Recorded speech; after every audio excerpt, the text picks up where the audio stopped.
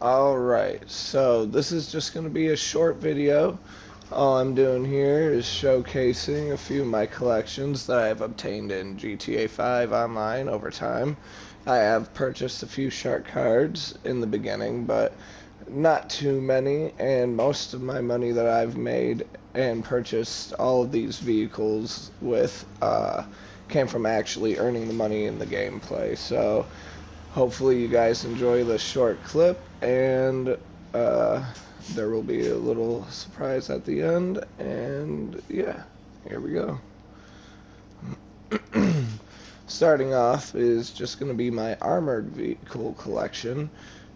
Again, nothing to it, just, got a little oppressor over here, the arena war vehicles, which are fun to mess around in. This one's one of my new personal favorites. It's that pickup truck that you can change into the arena war vehicle. It's nice. It's got good stability. The semi truck, obviously the heaviest and good stability, good for ramming and whatnot. But probably the funnest one to mess around in is the Sasquatch. Now, stability wise, the pickup truck is better and whatnot, but the Sasquatch, you just can't beat it. It's just fun to fuck around with, and especially online when you go up to a random person and try to get them in your vehicle, and half the time they'll get in with you just so they can drive around with you. It's kind of fun. But then you got your Insurgent and APC over here. The probably better for PvP, honestly. A lot of the weapons you can install in the arena war vehicles aren't lethal. Even the landmines are more like EMPs and slick landmines and whatnot. These two actually produce explosive landmines, and obviously their turrets and whatnot. For PvP wise, I would say they're about equal. The APC is slower than the Insurgent pickup. However, the APC can also go in water like a boat. Both of their guns need to be used separately, so you're mostly, if you're alone, going to be relying on the landmines and whatnot, unless you get time to switch to your turret. But yeah, both of those are pretty good for PvP. And then this thing was free, so obviously I got that. It's kind of fun to mess around in. But the Vigilante, always fun to mess around in. PvP wise, I wouldn't consider it too much, but because you can accidentally shoot the ground in front of you with the rocket if it's not locked down properly and blow yourself up, which can happen. But it is fun to mess around in, and its boost, it makes you fly all over the place. So yeah, that's the armored vehicle collection and weaponized vehicle. Next up is going to be my luxury vehicles, a few muscle cars, and some street vehicles, but mostly supercars because that's what I've collected over time. Plus, getting the free ones from the wheel helps out a lot. But going to the office, which is where I store all these, so I'll just make a quick drive over there and go from there.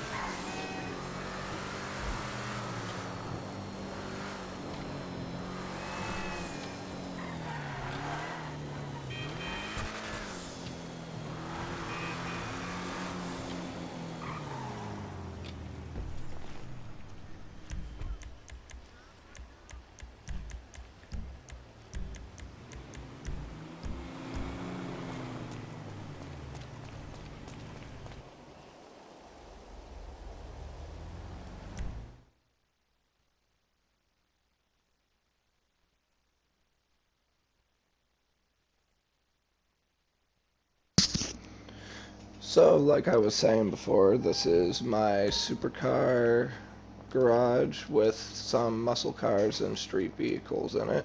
The office, I thought, was the best place to really showcase this, considering it's got 3 levels you can access all at the same time.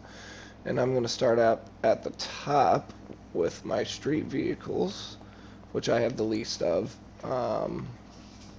Obviously this bad boy, which just came out for the system not too long ago anyways, with the tuners update. Same with this one, and well, actually I believe that's a Benny's vehicle, but this one's always been in the game. It's just a personal favorite of mine that you can get early on in the game. And then the next level down is going to be the start of my supercars, and then the few muscle vehicles I have, which I am a big fan of the white wheel trim. It's just always been an eye catcher for me, but I really love the exposed engine on these, and just the overall design is just catchy. But a lot of my super cars, the reason why I have more of these than anything else is because I got a lot of these from the wheel, like this one for instance, and this one, the FMJ, and I'm not quite sure what this one is called again, Tyrant Overflood. But actually all these I got from the wheel up here except for this one. That one was free. Osiris, yeah, I got that from the wheel. But overall, a lot of the supercars really perform similarly. Like, some of them have their own quirks about them with handling and whatnot, but a lot of them are really similar in speed and handle pretty much almost the same, but looks wise, they're cool to have a bunch of different ones, I suppose.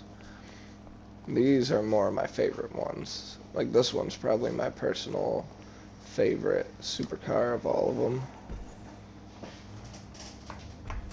The Vasti 8. Probably one of the fastest, top 5 or something like that. If I remember correctly. That one's just cool. It's got a couple of machine guns at the front. The Adder with the Benny's update. This one I got from the wheel actually, and it's one of the most expensive supercars you can buy. The Italy RSX.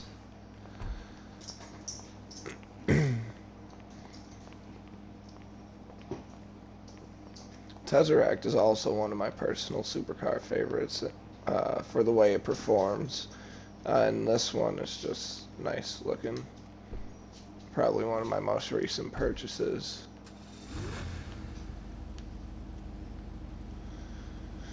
Alright, well, that was the supercar garage. Onto the hangar.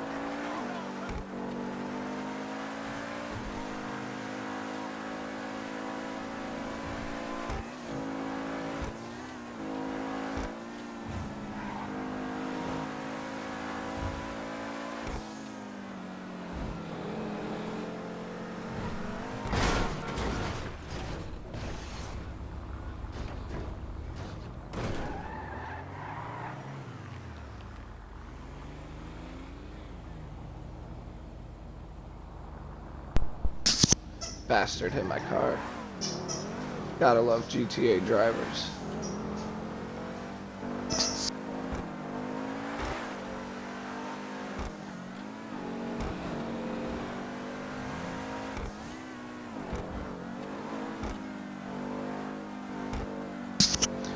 since it is a long drive up there, I suppose now would be a good time to say that probably one of the best reasons to have your hangar at Fort Zancudo would be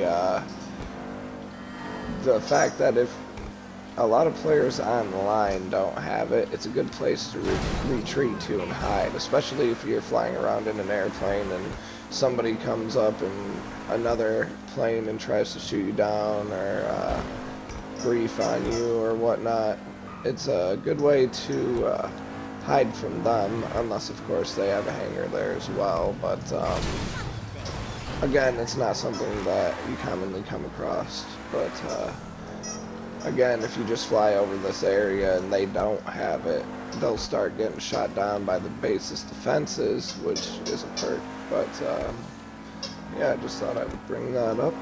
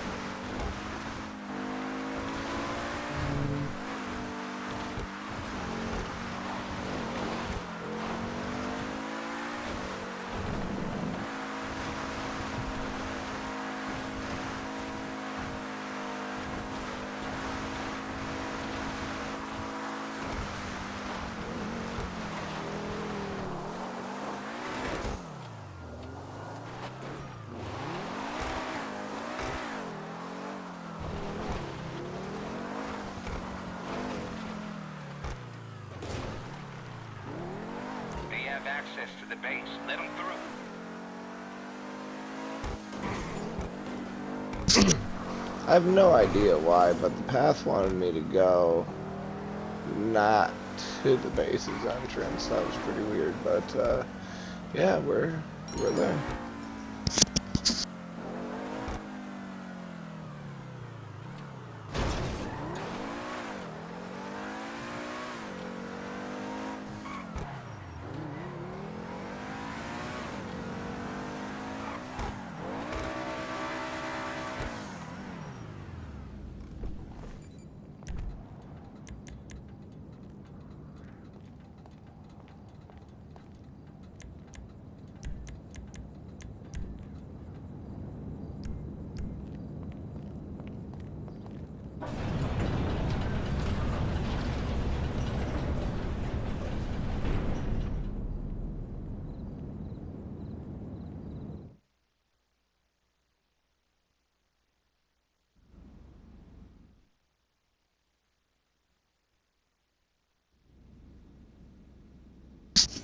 Okay, that was strange, but whatever that was about.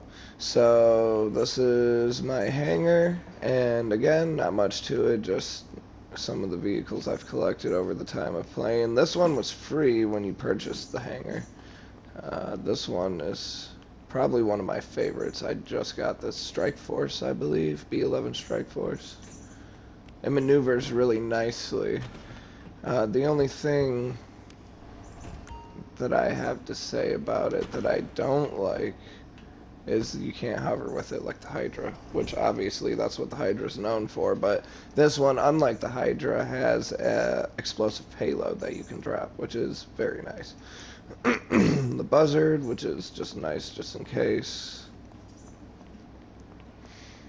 The Akula, which is very overpowered, but again, like anything else, if you know how to kill it, it's also easy to kill as well. So just carries a heavy payload, bombs you can drop, lock-on missiles, all that.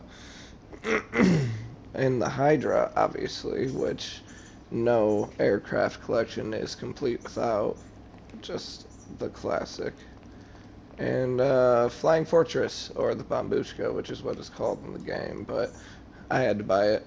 Just it's one of my weaknesses. I loved it as one of my favorite World War II planes. But other than that, like I said, not much to it. Just some of the vehicles I've collected over time, and on to the ending of the video.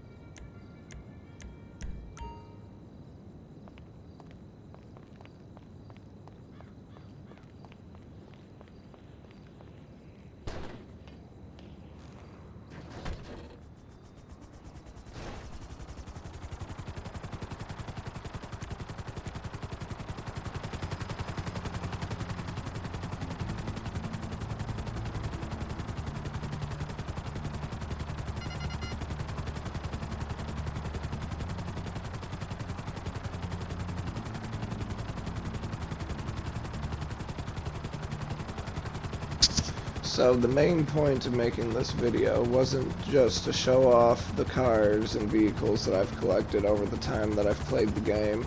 It was really just to get a video out there for this game, just so that way I can start making other videos for it sometime in the future. Right now I'm in the middle of playing Resident Evil 4, so that's what I've been posting the most of, but when I get the time to, I will be posting videos of the setup of this heist and a quick playthrough of the heist itself, which will be hopefully again sometime soon, but gotta make time for that stuff between work and everything else.